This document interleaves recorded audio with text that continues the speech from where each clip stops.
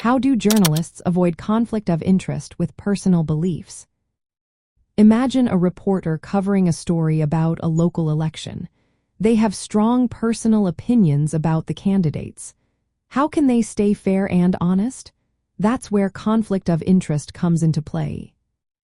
A conflict of interest happens when a journalist's personal beliefs, relationships, or financial ties might influence their reporting. It can make their work seem biased or unfair, which damages trust. To prevent this, journalists follow key ethical principles. First, they must be open about their personal beliefs or interests. If they have a connection to a story, they tell their editors. This transparency helps the news organization decide how to handle the situation. It's like giving a clear picture of what might affect their objectivity. Next, if a journalist's personal views or ties are strong, they should step away from covering that story. This is called recusing themselves. Their editor then assigns the story to someone without conflicts. This keeps the reporting balanced and fair. Journalists are also trained to keep their personal opinions separate from their work. They focus on facts and fairness instead of personal beliefs. This means avoiding language or angles that could sway the audience. It's about sticking to the truth and presenting all sides. Most news outlets have rules and codes of ethics about conflicts of interest. These guidelines tell journalists what to do if they face a potential bias. Following these rules helps maintain independence from outside influences.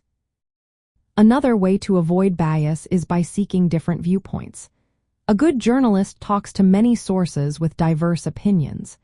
This broadens the story and reduces the chance that personal beliefs will shape the narrative. When unsure, journalists should discuss their concerns with editors or colleagues. Working together helps identify conflicts early and find solutions. It's like having a team to keep the story honest. They also avoid relationships that could influence their reporting.